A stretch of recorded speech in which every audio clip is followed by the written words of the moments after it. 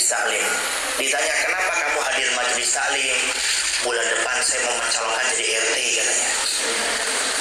Jadi biar jamaah lihat saya, oh lihat nih calon RT yang soleh hadir majelis taklim. Padahal seumur-umur tidak pernah hadir majelis taklim. Karena mau diangkat jadi RT, hadir majelis taklim. Tapi jangan suudzon. Oh ini kata Habib nih, calon RT yang hadir majelis taklim karena mau menyalon jadi RT. Tidak boleh. Ini ilmu-ilmu yang kita pelajari ini Pak Bu, ini untuk mengoreksi diri sendiri. Jangan mengoreksi orang lain ya. Datang ke majelis taklim seperti ini Bapak Ibu, kita ingin mengoreksi diri sendiri biar keluar dari majelis taklim kita bisa lebih baik. Jadi jangan sampai hadir majelis taklim ingin mengoreksi orang lain, jangan Bapak Bu. Kita datang ke majelis taklim ini ingin memperbaiki diri, ingin makin soleh, ingin makin solehah, ingin rajin belajar ilmu agamanya, ingin mengetahui agama, maka niatkan yang baik. Maka sesungguhnya engkau telah melangkah dalam menghancur agamamu, merusak jati dirimu dan menjual akhiratmu demi duniamu. Kata Imam Ghazali, orang yang punya niat-niat yang tidak baik seperti ini, hakikatnya dia menghancurkan agamanya sendiri. Artinya menghancurkan dirinya untuk disiksa oleh Allah. Saya pernah menceritakan Pak ya, kisah seorang ulama masuk neraka, orang kaya dermawan masuk neraka, orang berjuang di jalan Allah masuk neraka. Apa sebabnya? Karena tiga-tiganya melakukan kebaikan semuanya bukan karena Allah, karena kepentingan pribadi. Maka jangan sampai kita ini yang belajar ilmu agama ini mencari kepentingan pribadi Bapak. Artinya niatnya tidak karena Allah, karena itu akan menghancurkan diri kita sendiri. Dengan demikian, maka akan rugi perdagangan agamamu dan akan rusak urusan akhiratmu. Bahkan orang yang mengajarkan agama kepadamu seakan-akan telah menolongmu dalam melaksanakan kemaksiatan. Jadi orang yang punya niat nggak baik Pak Bu, di saat hadir majelis taklim, dia itu menghancurkan dirinya sendiri. Termasuk naudzubillah min dzalik, seorang ustadz yang membuat kajian rutinan ceramah, niatnya pingin agar dirinya mendapatkan urusan dunia, ini sama menunjukkan perkara yang tidak baik.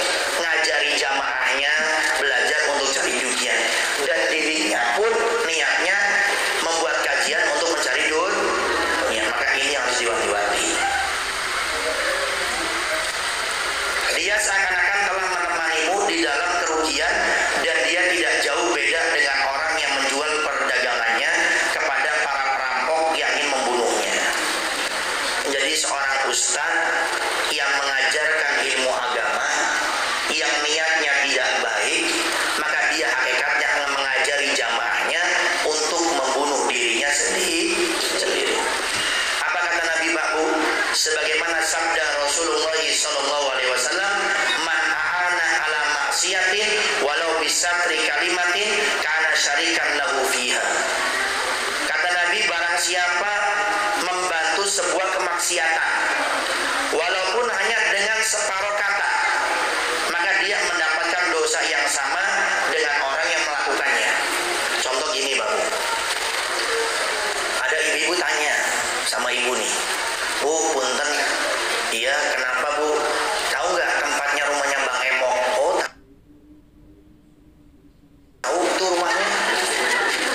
Ibu nunjukin nih sama orang untuk minjem duit sama Bang Nah, ibu cuma menunjukkan saja, dapat dosa sebagaimana orang ini ngutang sama Bang Contoh, Bapak nanya, Pak, di mana tempatnya ngadu ayam? Ditunjukin, tuh di belakang warung. Akhirnya Bapak ini ke tempat ngadu ayam, akhirnya main ngadu. Nah, Bapak yang nunjukkan ini sama dapat dosanya sebagaimana orang yang ngadu. Tapi kebalikannya Pak Bu, kalau ibu-ibu menunjukkan kebaikan, maka ibu juga dapat pahalanya. Contoh, ada ibu nanya, Bu, punten, di mana ya tempat majelis taklim yang setiap Kamis sore sebulan sekali? Oh, di situ Bu. Maka ibu ini datang duduk di majelis taklim tersebut. Sebanyak apa Allah berikan kepada ibu ini pahala di majelis taklim, ibu yang menunjukkan dapat walaupun ibu tidak hadir waktu itu. Cuma jangan dijadikan alasan. Oh kalau gitu nggak usah hadir majelis taklim, nunjukin aja. Sudah dapat pahalanya, kan bukan cuma cari pahala, tapi juga cari ilmu. Bapak nanya, Pak, punten di mana sih tempat musola? Saya mau sholat, ditunjukin di situ Pak, di belakang kantor desa. Akhirnya Bapak ini datang ke sana sholat berjamaah. Nah, Bapak yang menunjukkan dapat pahala 100%, tidak berkurang sedikit pun, sebagaimana orang itu sholat berjamaah. Makanya Bapak Ibu hati-hati ya, kalau menunjukkan sesuatu. Ustaz kan saya cuma nunjukin. Di mana tempatnya Bang Emok? Saya diem cuma gini aja. Sama Bapak juga nunjukin gini juga. Sama. Walau bisa teri kalimatik, walau separuh kata, tidak sempurna, cuma ngasih bisa. Adapun jika tujuanmu di dalam mencari ilmu adalah untuk menggapai ridho Allah. Nah, sekarang orang yang belajar ilmu agama mencari ridho Allah dan mencari lentera hidayah dalam beribadah, bukan sekadar untuk mengetahui ataupun bercerita, maka berbahagialah engkau. Tetaplah keberuntunganmu di hari kiamat yang pasti akan gemilang.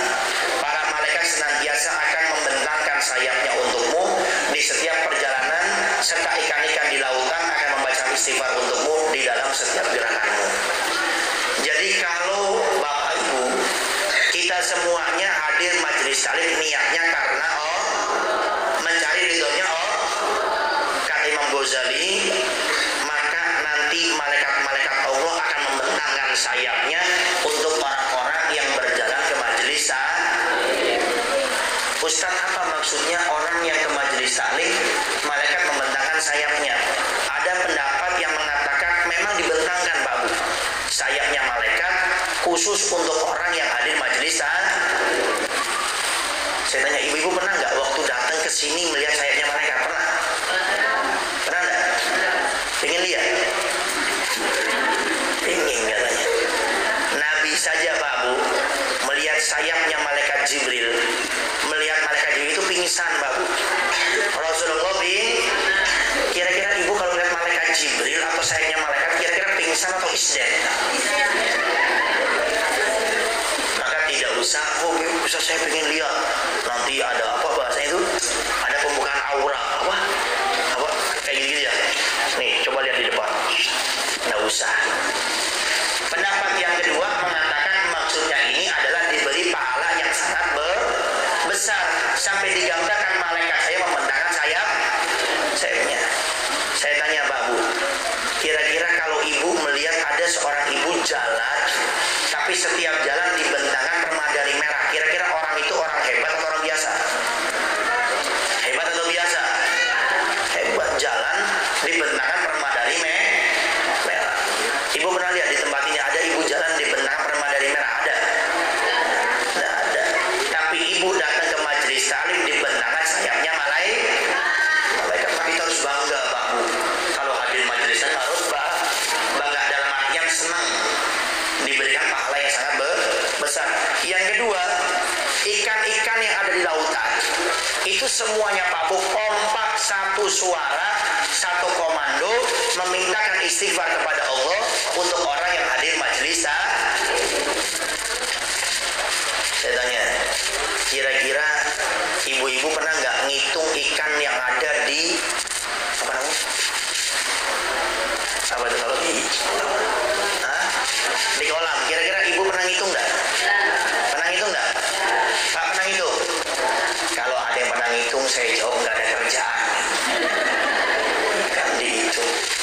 Cuma yang jelas Pak Bu, ini bukan cuma ikan yang ada di kolam, yang ada di comberan, ikan yang ada di balong, ikan ada di ikan yang ada di lautan, semuanya kompak pada sore hari ini minta ampun kepada Allah untuk Bapak Ibu yang hadir majelis taklim pada sore kali ini. Kira-kira senang nggak Bu? Kita lagi duduk dimintakan ampun sama ikan. Senang nggak? Maka istiqomah hadir majelis taklim. Para hadirin wal hadirat yang dimuliakan oleh Allah Subhanahu wa taala, mungkin itu saja yang bisa bagi sampaikan pada kesempatan kali ini. Sekali lagi Pak Bu, saya minta maaf agak telat karena kebetulan tadi menggigil agak meriang. Kebetulan Kamis kemarin Al-Fakir baru pulang umroh. Nah pas pulang itu bawa oleh-oleh Pak Bu, bukan kurma, oleh-olehnya batuk. Sudah batuk flu, makanya nih bawa tisu kayak gini. Kemudian demam lagi meriang. Tadi menggigil Pak Bu. Cuma tadi saya makan, minum obat, 2:30 itu sudah mau izin. Cuma saya niat, ya Allah, semoga dengan saya niat hadir majelis taklim, semoga sembuh. Alhamdulillah Pak Bu, dari kemarin saya itu batuk terus, ini alhamdulillah di sini nggak batuk sama sekali. Alhamdulillah.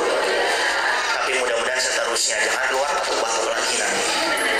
Ya baik, itu saja yang bisa Al-Fakir sampaikan. Barangkali ada yang mau ditanyakan, silakan. Satu penanya dari jamaah laki-laki yang mewakili, satu penanya dari jamaah perempuan yang mewakili. Pertanyaan bebas. Wallahu a'lam bishawab.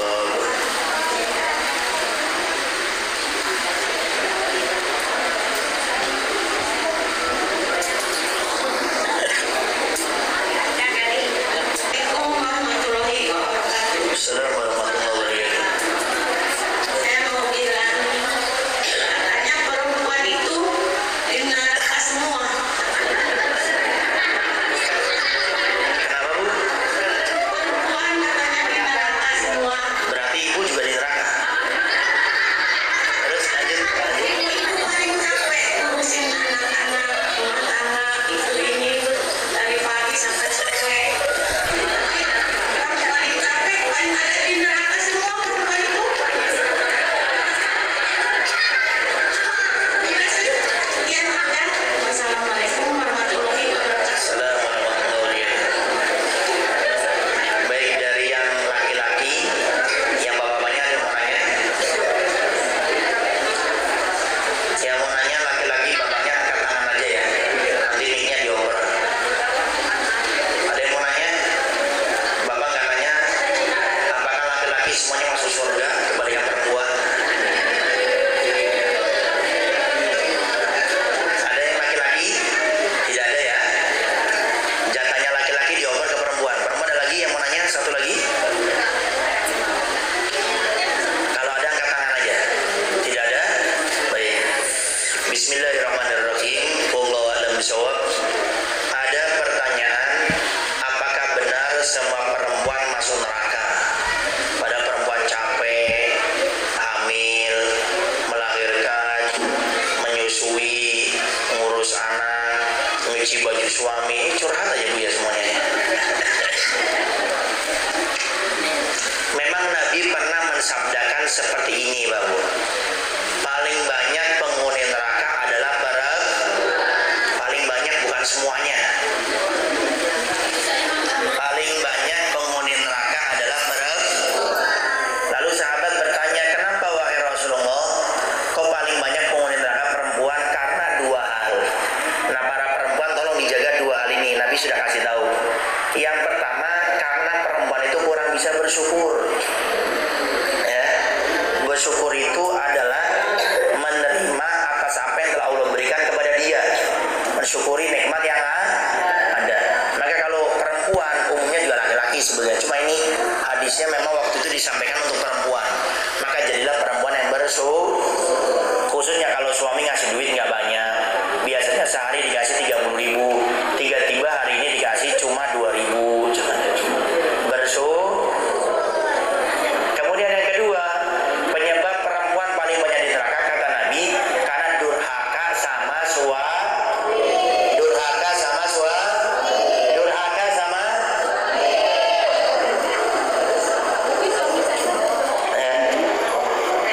artinya banyak para istri suka ngelawan, gak taat sama suami pulangnya telat dimarahin, dari mana? Malam-malam baru pulang. Nggak boleh. Kalau mau diingatkan yang baik, sayang, kok baru pulang sih? Jangan diceraikan, jangan diamuk-amuk. Apalagi suaminya hobinya mancing. Pulang jam 12, pulang jam 1, jam 2. Pas suaminya pulang, kopernya dilempar, sana tidur saja di tempat pancingan. Ya,